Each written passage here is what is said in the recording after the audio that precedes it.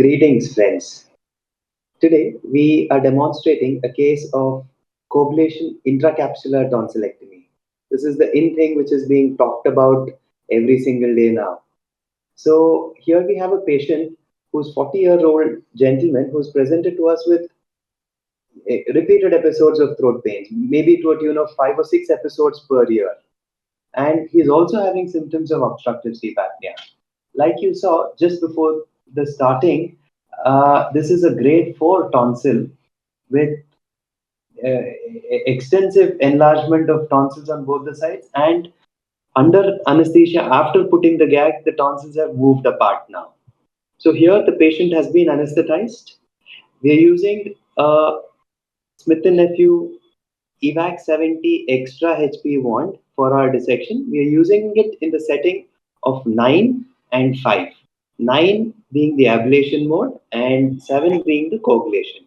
This is an unedited video where, just to save time, we're playing the video at 2x just to, show the entire procedure. Otherwise, the video has not been edited.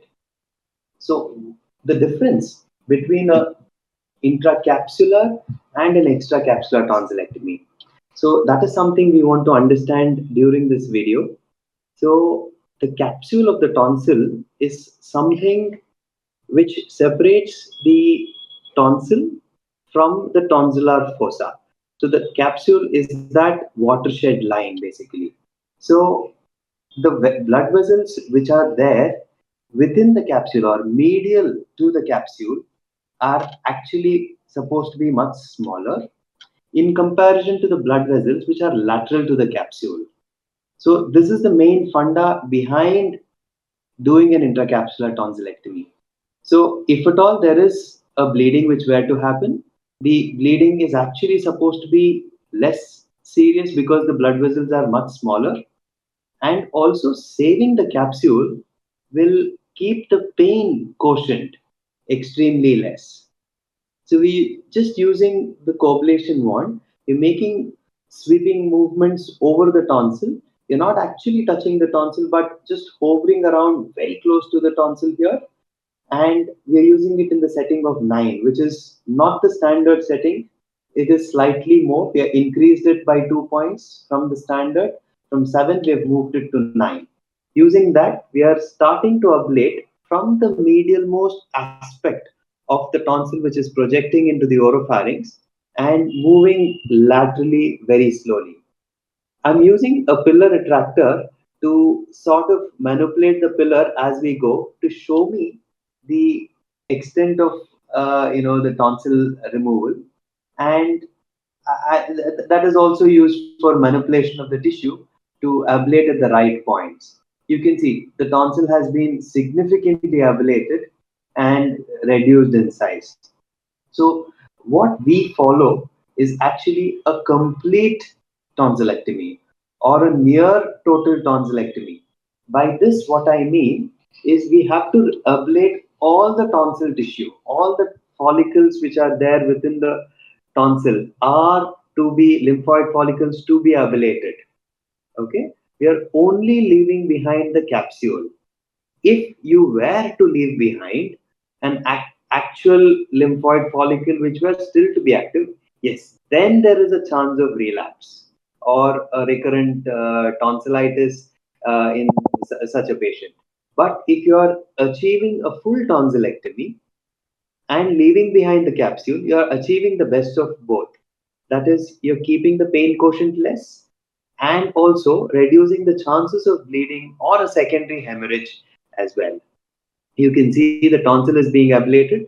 You're starting from the more anterior aspects. Now, as we ablate more of the anterior aspect, the more of the posterior aspect becomes visible to us. So then you start ablating the posterior aspect as well. So you may encounter certain small bleeders. These bleeders immediately stop once you apply the ablation mode. Never so far we have actually used the coagulation mode. So as of now, we have only used the ablation mode and never had to use the coagulation mode. Okay, so we are getting closer to the capsule now. Not to lose patience. I understand it takes a little bit of effort and time. So the end result is, yes, you may lose out on a little bit of time. Definitely, an extracapsular tonsillectomy takes lesser time than an intracapsular, but time is never the constraint. Ultimately, the benefit for the patient is what is more important here. So you can see all the tissue in the posterior aspect have also been ablated now. Okay, you keep ablating. One thing about an intracapsular tonsillectomy, which is different from that of an extracapsular, is you have to locate the capsule. See, the capsule doesn't come into vision all at once. It keeps happening at points. Basically, you start locating the capsule of the tonsil at one level, you follow it across different levels and achieve a complete removal of the tonsils. So to visualize this capsule, it becomes very important. So it is at most important, I would say, you should be using some sort of a magnification to be able to visualize the tonsil best, or the tonsillar capsule at the best.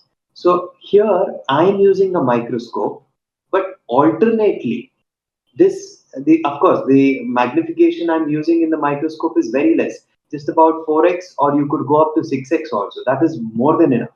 But you could use loops alternately. Loops will maybe give you more freedom in terms of head movement, but I've always been preferring the microscope for two reasons. One, I can record my procedures, and the second thing, I am able to achieve the magnification, and I'm quite comfortable using my microscope to give the same kind of results which you can get with a loop as well. So we're getting closer to the capsule of the tonsil here. So you can see most of the gland is removed now. It's about 80-85% of the gland removal has already happened now. So it's just a matter of time. You will start visualizing the capsule very soon. So mind you, this is actually a patient who has been suffering from recurrent episodes of tonsils for a very long time. So you can expect some amount of fibrotic tissue also inside. See, we're working more in the lower pole of the tonsil there. You can start to see actually the capsule starts to appear in the lower pole first. This is the general notice which we do. See, you can start to see some glandless portions there. Okay, I can still see some amount of gland in the upper pole, but the lower pole is almost devoid of any gland. See, the place where the wand is being held now, there is not much gland left. Okay, that is the capsule. So it is important to locate the capsule and not ablate over the capsule. That defeats the purpose again. So the idea is to go up to the capsule but not take the capsule away. So you can see the mid portions of the tonsil also look okay. Mid portion of the fossa looks good. I can locate the capsule well. There is no much gland left. Only the upper pole has some amount of gland now. So we are slowly ablating it. Never have I used the coagulation mode till now. We've just had to use the ablation mode. So you can use the pillar retractor. It becomes very important so that you actually preserve the pillar. Unlike the extracapsular tonsillectomy, where you tend to ablate a portion of the pillar, in the intracapsular, you are able to probably preserve a lot of the pillar. Thank you.